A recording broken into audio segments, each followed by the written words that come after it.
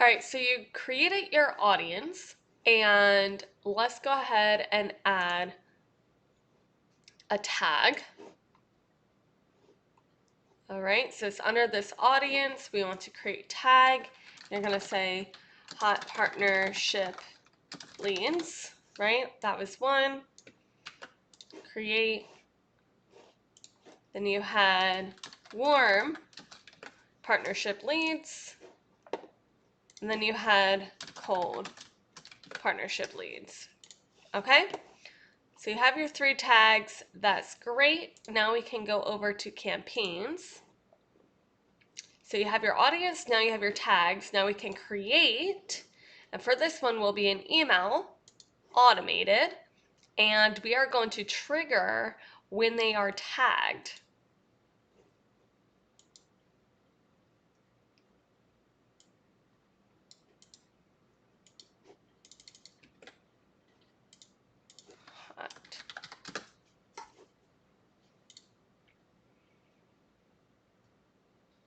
Okay, so then what I have on my other screen is the sequence for this segment. So you have 1, 2, 3, 4, 5 emails. So first thing, 1, 2, 3, 4, 5. All right. And then you can go in and you can create your design. And you're going to name your email. So for instance, this was the name, but then you also have your subject line, right? Now what preview text is, if you have, for instance, in your email, here's a good example, right? This is your name, and preview text is what are they seeing before they actually open the email. So that's actually extremely helpful when it comes to email marketing, because some people won't even get past that. So you want to have some sort of key sentence or something to grab their attention to continue to open. From name, this is going to be Charla Long, correct? You could do Cben, right? You can do whatever, but it's coming from Charla or whoever it is, right? Whatever, we'll do. I'm just going to use mine for now just because it's my account, right? And that's fine. So next, when it comes to templates, I highly recommend, at least for this sort of sequence, and specifically your very first ones, if nothing else, a very simple. Couple reasons, best practices, especially using an email marketing, it's more likely to get triggered to their spam.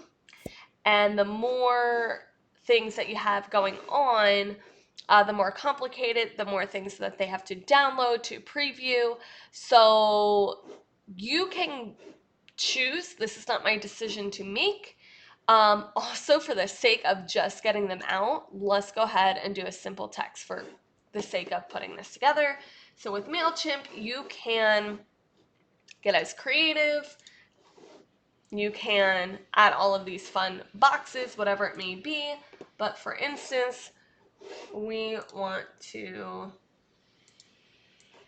grab, for instance, I'm just showing you for the sake of it. This is where you edit. You're going to make any sort of buttons you need, any links, right? Style.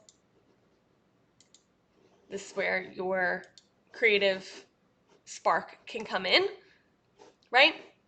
Okay, so this is kind of what I'm talking about, where you're going to, any sort of disclaimers you need to add, fine, but you also automatically, when you get, for instance, an email from MailChimp, they also have their own footer. So this is more if you need to put any sort of disclosures, that's up to you, your board, whatever you may or may not need to.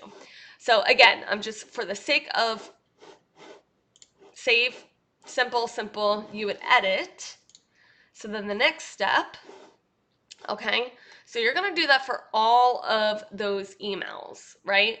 And I suggest getting the content in first. Make sure that you're happy as far as content and the email addresses, and make sure that this part, right? So you have design email.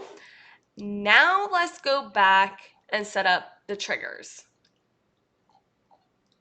And I'm going to make a separate but more targeted video on that. So just to recap, before we do the triggers, let's save and exit, right? And I'm going to go to dashboard.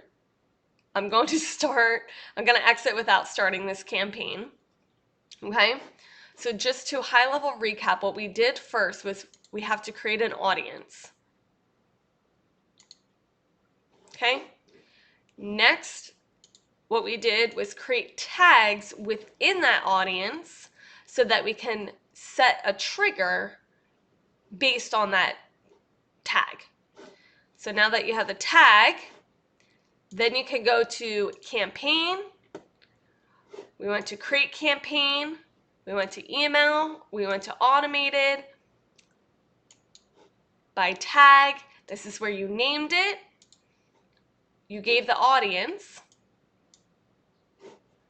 And that generated, what you can see here is your campaign right here. That's part one.